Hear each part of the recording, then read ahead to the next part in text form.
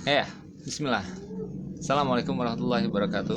Wa rahimakumullah and wa yahdikumullah for the other. Uh, Alhamdulillah, salatu wassalamu ala rasulillah. Ketemu lagi di edisi yang berapa nih? Ketiga. Yang ketiga ya.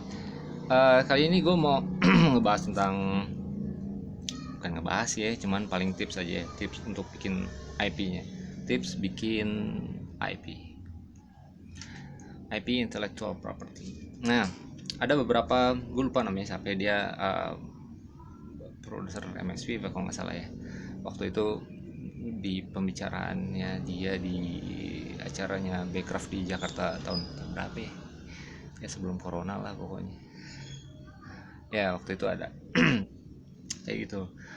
Dia ngebahas tentang bagaimana cara bikin IP. Nah, oke. Ini ya tips saja, gue cuma ngulang. Ini yang bukan hanya dia sih, ada beberapa animator atau senior yang honor dari dari studio animasi. Biasanya yang mereka lakukan untuk membuat IP, yang pertama kuat dulu dari segi ceritanya, storytelling, bercerita, jangan bentuk gambar dulu, bukan gambar dulu, tapi mereka buat storytellingnya dulu ya, dari IP di storytelling dulu ya. Susah ya, balik.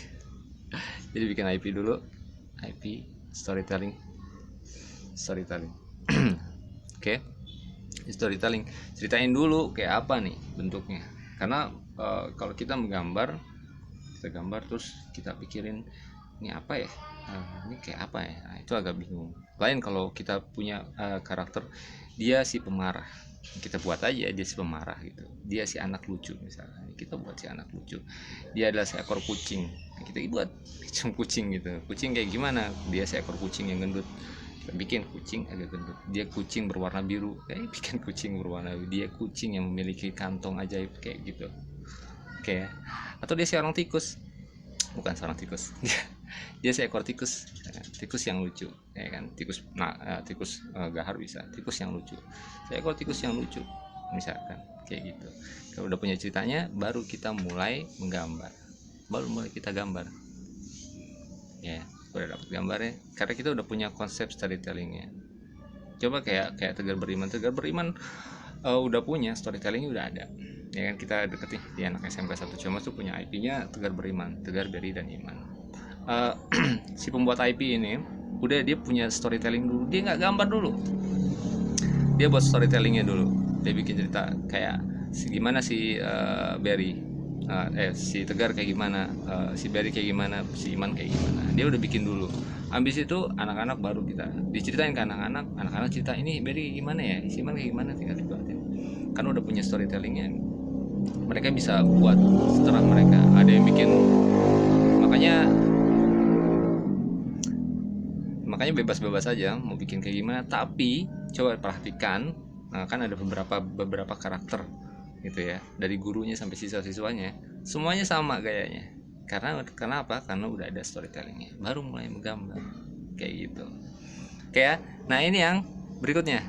Nah ini untuk menguji. Ini menguji sebenarnya IP gue ini catching gak sih. Nah ternyata dari Mas siapa sih itu ya, ownernya MSP, gue lupa berani, sorry. MSP yang dia ngebahas tentang Battle of Surabaya. Dia ngebahas sebenarnya di IP-nya ini gimana ya biar catching, biar jadi menurut dia, kata dia, IP-nya yang gampang, IP yang baik itu, yang gampang diingat sama orang ya, yang sesederhana mungkin IP itu. Gimana cara ngeceknya IP kita ini udah sederhana apa belum? Kira-kira kalau gue bikin IP-nya ini, orang-orang akan lebih mudah ingat nggak? Nah caranya ini yang dikasih tipsnya sama dia bikin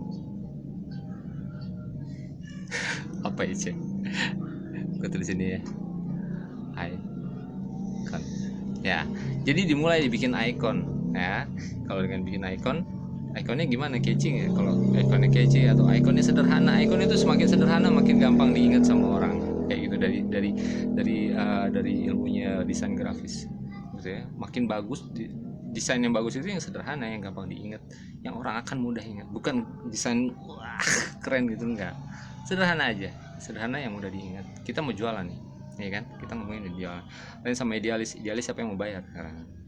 Ya lo boleh idealis, tapi kita perlu realistis juga.